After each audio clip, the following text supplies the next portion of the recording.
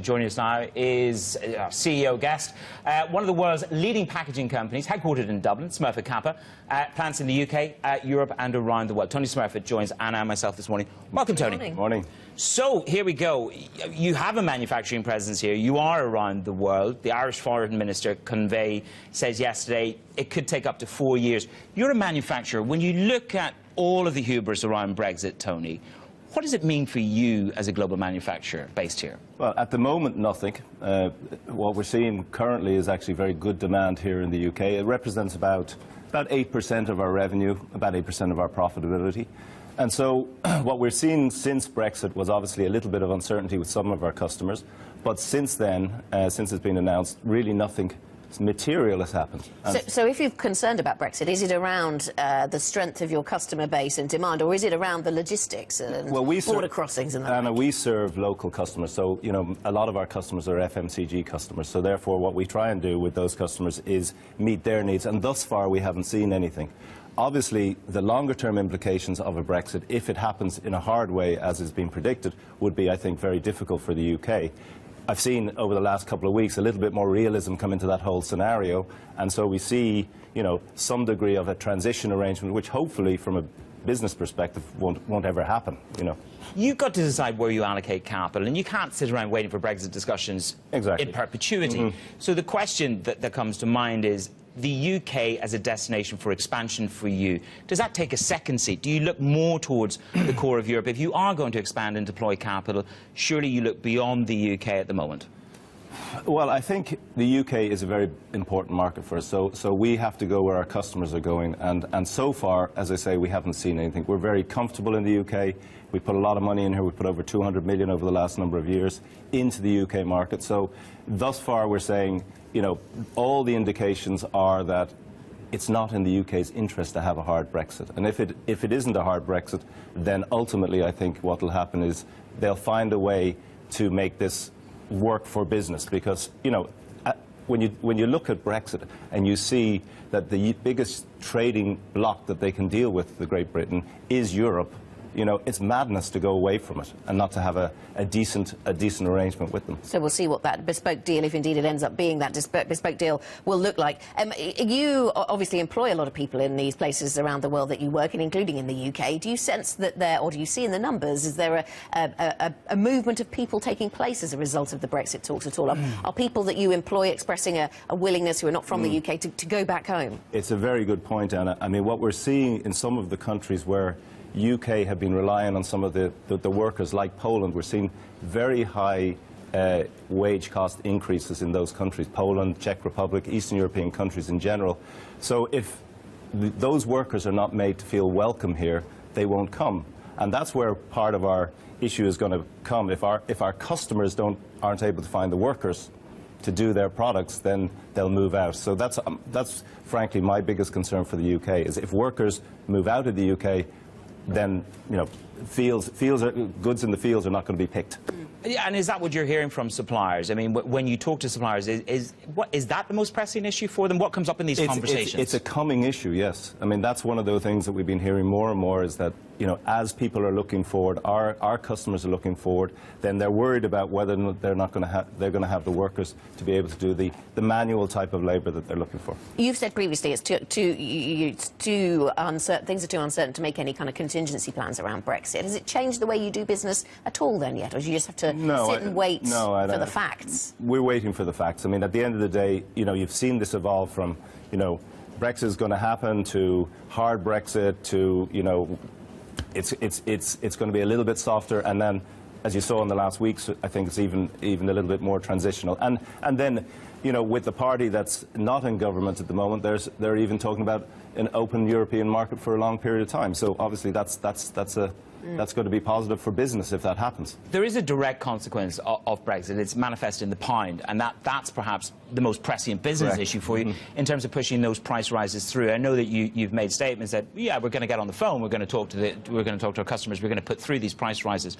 Are you going to get, I think it's something like 8% of a price rise between now and the first quarter of next year through? How are you doing? How are the customers taking those price rises?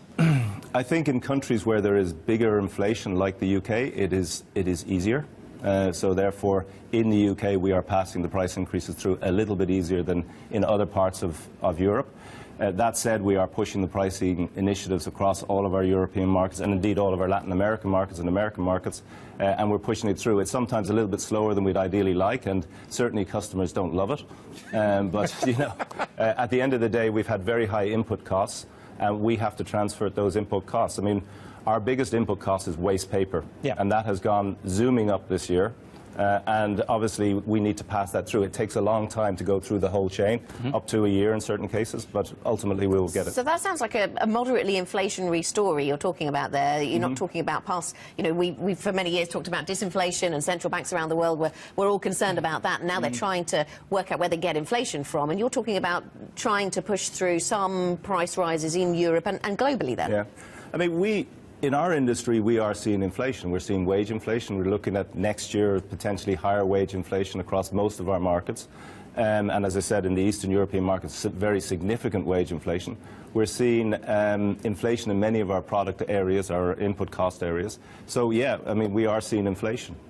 OK, Tony, stay there. We've got a little bit more to discuss with Tony Smurfit, the CEO of Smurfit Kappa Group. He stays with Anna and I for the next part of the programme. Let's return to our conversation with Tony Smurfit, the CEO of one of the world's leading packaging companies, Dublin-based Smurfit Kappa.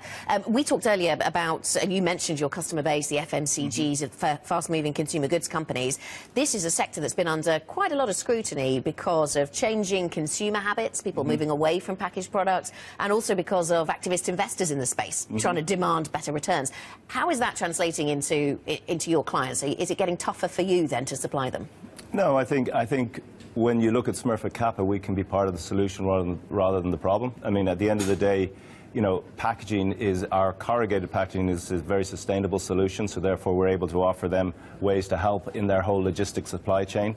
And so when you look at some of the applications that we have, and we go to our large customers and say, listen, you know, by changing this particular package, we can reduce your transportation costs by X, you know, we can actually save them a lot of money. So we're part of the solution rather than the problem. And I know that you are spread across emerging markets as well, and that's where some of this FMCG growth is still at its strongest. But these are challenged businesses, aren't they, here in Europe and the United States? Is that leading them to be, do they demand more for less? Yeah, and that's why Smurfit Kappa and companies like us, and specifically our own company, is coming up with very innovative solutions to help them reduce their costs across the supply chain.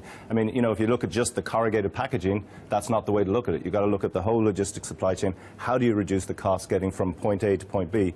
And remember, if you actually look at our product, the world doesn't exist without our product, in a sense. I know that sounds grandiose, but the reality is, you know, without the corrugated box, goods don't get shipped from point A to point B, and including all the new mail order stuff and all the e-commerce. Well, let's just talk a little bit about that, because if you look at the disruption, you've got Amazon going after Whole Foods. That's a revolution that nobody really sort of saw coming. But as far as e-commerce is concerned, it's got ramifications for your business as part of it. Where does that fit in? How big is that going to be, and what's the biggest cost associated with getting there?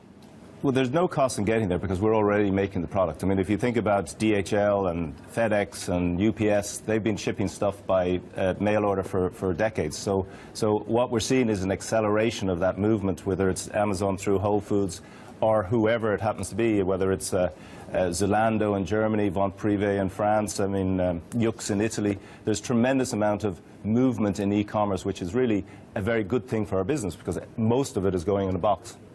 Can I ask you about the evolution, the next step of the business? You as CEO, we're seeing deals done in your space, the likes of DS Smith, they did a big acquisition in the States. You constantly buy businesses, I know that, but the kind of valuation that they paid, is it pushing the asset prices up around the world that you look at? Are you seeing a rise in the value of the assets that you might be interested in?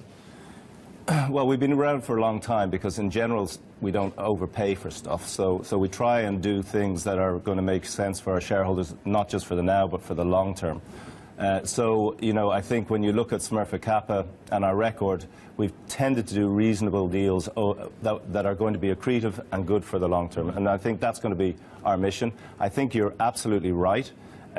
We're seeing cheap money pushing up asset prices, and that's something that we are a little bit concerned about because that's something we can't chase. So therefore, we look internally and we see tremendous opportunities within our own business to, continue to grow our business internally through expansion in various different countries which we operate. Can I ask about input costs and the price that you're paying for the raw materials that you're using, fibre prices?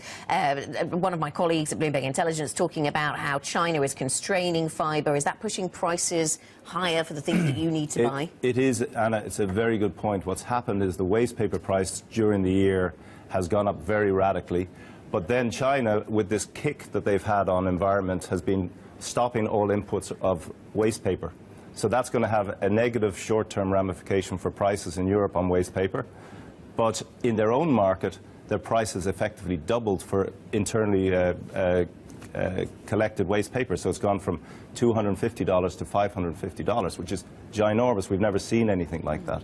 And so we think there's going to be a very large kickback as we go into whenever China starts buying again, because their whole market is 90 million tonnes, of which 30 million tonnes is imported, and they're not buying anything.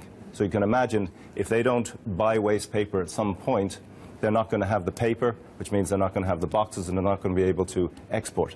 So they're going to have to come back, and that's going to create a very big spike in waste paper in Europe at some point. And those spikes are there. I mean, kraftliner's up, what, 140 euros, and recycle's up 110. Does that price momentum continue unabated? Well, I wouldn't say unabated. A lot will depend on what happens to our main input cost, which is waste paper, and we keep an eye on that.